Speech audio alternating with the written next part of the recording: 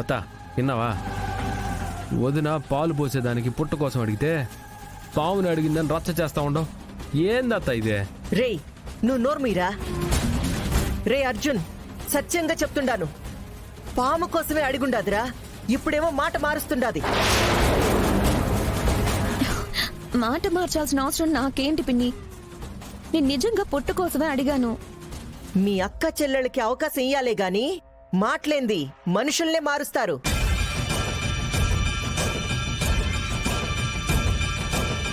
చెప్పు, దేనికి తెప్పిస్తుండో ఆ పావుని?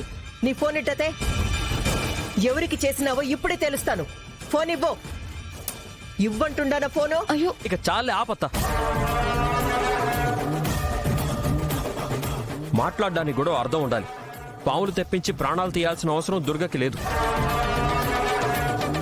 తను నిజంగా పుట్ట కోసమే ఫోన్ చేసి ఉంటుంది. నీకు అలా వినిపించుంటుంది. దయచేసి ఇది ఇక్కడితో ఆపేసి వెళ్ళత్తా.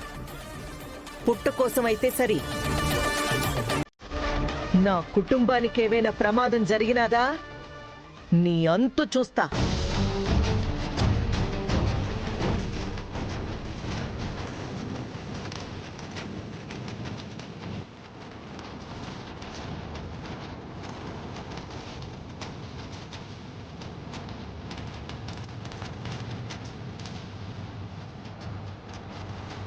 సారీ దుర్గా, మా మీద ఉన్న ప్రేమతో మా అత్త అలా మాట్లాడింది. పర్వాలేదండి. అమ్మయ్య, ప్రస్తుతానికి తప్పించుకున్నాను.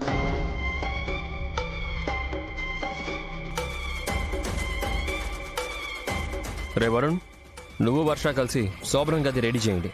అలాగే అన్నయ్య. ఈ జనరేషన్ టేస్ట్కి తగ్గట్టు డెకరేషన్ ఉండాలి. అలాగే అన్నయ్య. సరే బాగారు.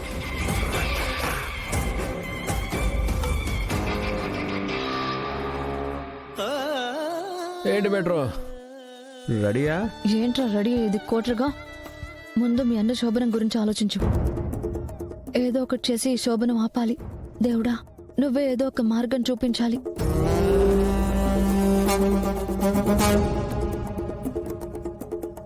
మా అన్నకి జరగకుండా నేను శోభనం చేసుకునేదే లేదు. ముందు వదినమ్మ అన్నయ్యల సంతోషమే నాకు ముఖ్యం. ఎట్టగైనా ముందు వాళ్ళ శోభనానికి ఏర్పాటు చేయాలా.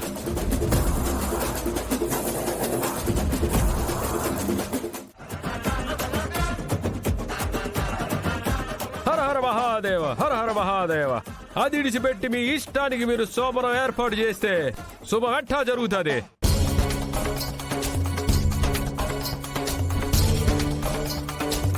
శాంతి ముహూర్తమా?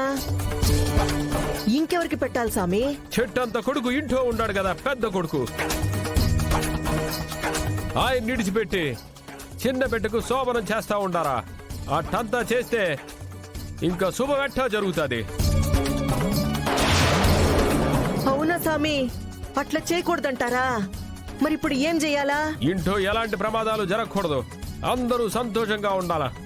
ఇంటిలో పెద్ద తలకాయ బాగుండాలా, నువ్వు బాగుండాలా, నీ అల్లుళ్ళందరూ బాగుండాలంటే పెళ్ళైనా గాని శోభనం కాకుండా ఉండారు కదా నీ పెద్దలుడు, అతని భార్య.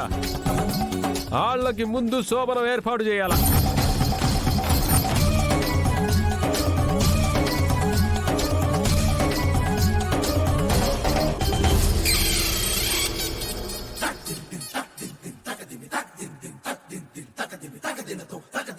హర హర మహాదేవ, హర హర మహాదేవ, శంభో శంకర. ఏంది సామి? శివయ్యని తలుచుకోవాలంటే ఇటు తిరిగి తలుచుకోవచ్చు కదా, వెనక్కి తిరిగి శివయ్య పేరు పలుకుతుండావే. కాశీ ఉండేదటు అటే కదా, అందుకే తిరుగుతూ ఉన్నాను. హర హర మహాదేవ, హర హర మహాదేవ. నేను ఎటు తిరిగి చెప్తే ఉండాలి. నేను చెప్పింది చేస్తానంటే చెయ్యండి, లేదంటే నా దారి నేను పోతా. అయ్యో సామి సామి సామి, ఆగండి ఆగండి. మరేంది నువ్వు అసలు కదా ఇడిచిపెట్టి ఏమేమో మాట్లాడుతూ ఉండవు. బొత్తిగా భయం భక్తి లేకుండా ఉండా నీకు. అయ్యయ్యో, పొరపాటు అయిపోయినది సామి, కోపడకండి సామి. మా అత్త నన్ను బతివులాడుతూ ఉంటే ఎంత బాగుండదు. ఏది కాసేపట్నే బతివులాడు. ఎందుకు స్వామి? మరి కోపం తగ్గాలంటే బతివిలాడుకోవాలి కదా. ఊరికి నేను శాంతించేస్తారా ఏమే? ఏడుకొండల మేడ మీద ఉండే స్వామికి కోపం వచ్చినదంటే ఈడ హోమాలు శాంతులు చేస్తారు. ఇంటి ముందుకొచ్చిన ఈ స్వామి కోపం వచ్చినదంటే కాసేపు కాకబట్టలేరా ఏవే? కాకా ఏంటి స్వామి? అదే మన భాషలో చెప్పినాళ్లే, బతివులాడుకోవాలా అని కదా నేను చెప్తా ఉండా.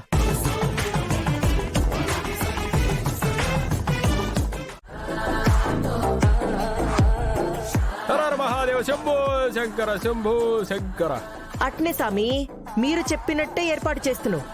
ఇద్దరికి ఒకే రోజు కార్యం ఏర్పాటు చేస్తును. సమయానికి దేవుడు పంపించినట్టొచ్చి మంచి మాట చెప్పినారు. అదేంటి, ముహూర్తాలు బాలేవన్నారు కదా, మనకి దగ్గరలో ముహూర్తాలు కూడా ఏం లేవన్నారు కదా.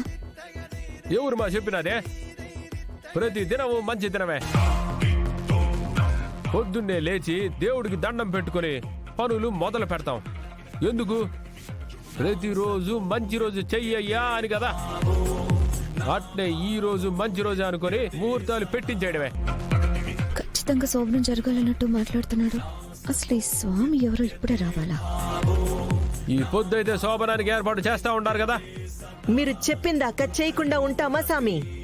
ఖచ్చితంగా ఈ రోజే వాళ్ళిద్దరికి శోభనానికి ఏర్పాట్లు చేస్తును. అమ్మ విజయశాంతి, ఆ జోల్లో బియ్యం పొయ్యి.